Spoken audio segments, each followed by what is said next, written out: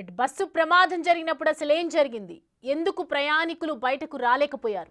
స్పాట్లోనే ఎందుకు సజీవ దహనం కావాల్సి వచ్చింది? అసలు ఈ ఘోర ప్రమాదంపై నిర్లక్ష్యం ఎవరిది?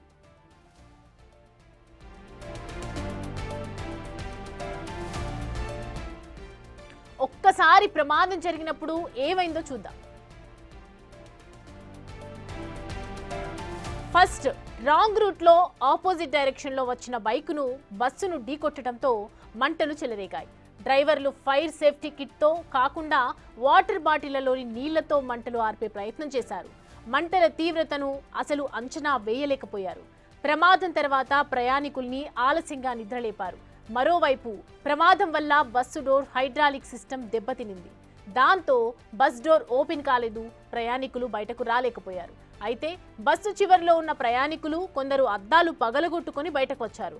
స్లీపర్ బస్సులో నడిచే మార్గం ఇరుగ్గా ఉండటంతో చాలా మందికి ఎటువైపు వెళ్లాలో అర్థం కాలేదు.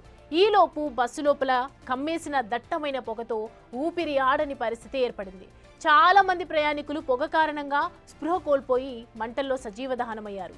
బస్సు ప్రమాదానికి రాంగ్ రూట్లో ఆపోజిట్ డైరెక్షన్లో వచ్చిన బైకర్ ఓ కారణమైతే, బైక్ను బస్సు ఢీకొన్న తర్వాత దాదాపు 200 మీటర్ల పాటు బైక్ బస్సు కింద ఉన్న ఈడ్చుకుంటూ వెళ్లిన డ్రైవర్లు కారణమే. దానివల్లే బైక్ నుంచి పెట్రోల్ లీక్ అయి మంటలు అంటుకున్నాయి.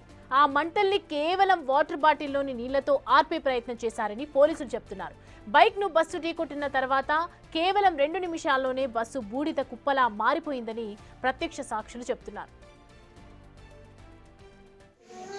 ఎమర్జెన్సీ డోర్ నుంచి బయటకు వచ్చింది. వెనకాల మనకి మెయిన్ విండో ఉంటుంది కదా, బ్యాక్ సైడ్ విండో, అది ఒక ఆయన పగలు కొట్టాడు. దాంట్లో నుంచి కొంతమంది ఎమర్జెన్సీ విండో నుంచి ఒక 5 మెంబర్స్ అట్లా వచ్చారు. 42 మేము వేసుకున్న ఫోన్ 42. నేను హిందూపూర్ నుండి మా బ్రదర్ దగ్గర పోతుండగా దారిలో బస్సులో అగ్గంటుకొని ఫుల్ ఫ్లేమింగ్స్ వస్తున్నప్పుడు అక్కడ ఉన్న జనాలందరినీ సైడ్కి తీసుకొని నా కార్లో నేను గవర్నమెంట్ హాస్పిటల్కి తీసుకువచ్చిన. ఎట్లా జరిగిందో క్లారిటీ లేదు. అక్కడ ఏం చూడలేము. మేము చూసే టైంకి ఫైర్ ఫుల్ ఓవర్గా ఉంది. బస్ దగ్గర పోయేంత కూడా స్పేస్ లేదు, అంత ఓవర్గా ఫైరింగ్ ఉంది రౌండ్గా చుట్టుపక్కల. బస్ చుట్టూ ఫైర్ ఉంది. ఎవరు బయట నుండి టచ్ చేసే కూడా లేకుండా, ఏం చేయడానికి లేకుండా ఫైరింగ్ ఉండింది. లాస్ట్కి రమేష్ అనేసి ఒక ఆయన గ్లాస్ బ్రేక్ చేసి వచ్చినాడు. ఆ గ్లాస్ స్పేస్ కూడా మనిషి వచ్చేంత కూడా ఇంత స్పేస్ ఉంది. ఆ స్పేస్లో నుండి బయటకు వచ్చేటప్పుడు చాలా మందికి ఇంజురీస్ అయినాయి గ్లాస్ కూర్చుకొని. అక్కడ ఇంకా 6 మెంబర్స్ నిలబడినారు. నేను హిందూపూర్ నుండి నంద్యాల పోతాను. హిందూపూర్ నుంచి నంద్యాల పోతుంది. ఎంతమంది ఉన్నారు దాంట్లో? మా ఊళ్ళో ఎంతమంది ఉన్నారో తెలియదు. వాళ్ళు 6 మెంబర్స్ నేను తీసుకొస్తాను హాస్పిటల్కి. ఇక్కడ బాగున్నారా? వాళ్ళు ఏం ప్రాబ్లం ఏం లేదు. ఒక ఆయనకైతే ఎక్కువ ఇంజురీస్ ఎక్కువ ఉండేది. రమేష్ అనికి గ్లాస్ బ్రేక్ చేసినారు, చేతికి అంతా కూర్చుపోయింది గ్లాసు. మిగతా వాళ్ళంతా సేఫ్. మొత్తం ఎంతమంది? నేను తెచ్చిన 6 మెంబర్స్కి అక్కడ ఉన్నది ఎంతమంది ఉన్నారో తెలియదు. బస్ అంతా ఫుల్ ఉంది అంటున్నారు, స్లీపర్ కోచ్. సెకండ్లో పోయిందండి. అంటే బైక్ వచ్చింది, ఇట్లా వచ్చారు, ఇట్లా వచ్చారు, లోపల పోయింది. అది తాకండి నేను పోతున్నాను. అది 2 మినిట్స్ పోయింది మొత్తం.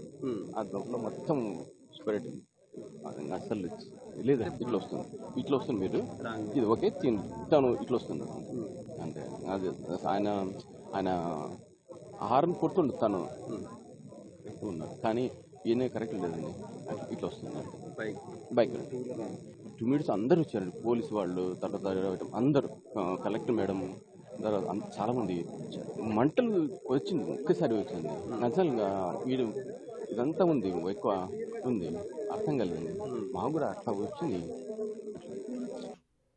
రైట్, వింటున్నా కదా. అక్కడ ఉన్నటువంటి ప్రత్యక్ష సాక్షులు అక్కడ జరిగినటువంటి ప్రమాదంకి సంబంధించి వాళ్ళు ఎవరైతే బస్సులో నుంచి ఎగ్జిట్ డోర్ ద్వారా బయటకు వచ్చినటువంటి ప్రయాణికులు, కొంతమంది బయటపడ్డ వాళ్ళు చాలా మంది కూడా చెప్తున్నటువంటి పరిస్థితి కనిపిస్తోంది. అక్కడ ఉన్నటువంటి ప్రత్యక్షంగా జరిగినటువంటి తీరుని కూడా వివరిస్తూ ఉన్నారు. ఓవరాల్గా చూసుకుంటే కనుక రాంగ్ రూట్లో ఇటు ఆపోజిట్ డైరెక్షన్లో వచ్చినటువంటి బైకును బస్సు ఢీకొట్టడంతోనే ఈ మంటలు వ్యాపించినట్లుగా క్లియర్ కట్గా చూసిన వాళ్ళైతే చెప్తూ ఉన్నారు.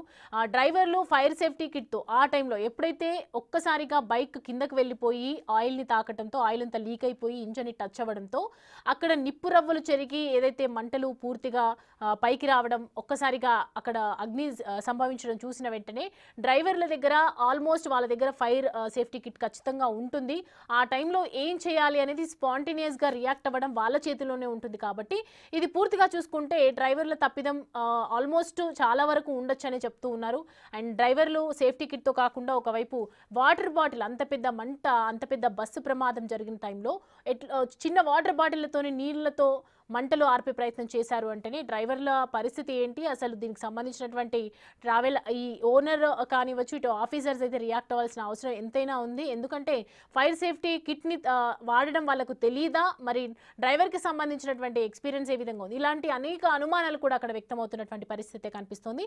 అండ్ మంటల తీవ్రతను కూడా అక్కడ ఎంత తీవ్రత ఉండొచ్చు, ఓవరాల్గా వెనుక ఉన్నటువంటి పరిస్థితి ఏ విధంగా ఉంది, అక్కడ జరుగుతున్నటువంటి ఏదైతే అగ్ని ఎక్కడైతే సంభవిస్తూ ఉందో బస్సు పూర్తిగా కాలిపోయే పరిస్థితిలో ఉందా, అసలు ఏ పరిస్థితిలో ఉందనే మినిమం తీవ్రతను కూడా అక్కడ అంచనా వేయలేకపోయారు. అండ్ ప్రమాదం తర్వాత కూడా ప్రయాణికుల్ని ఆలస్యంగా నిద్రలేపడం జరిగింది. ఒక్కసారిగా మనకు కింద బైక్ తగిలింది అని చెప్పి వాళ్ళకి ఎప్పుడైతే మనకు కనిపించిందో, వెంటనే ఢీ కొట్టిందో, వెంటనే వాళ్ళు అక్కడికి వెళ్లాల్సిన పరిస్థితి ఉంది. వెంటనే క్లీనర్ ఎవరైతే డ్రైవర్కి పక్కన ఉన్నటువంటి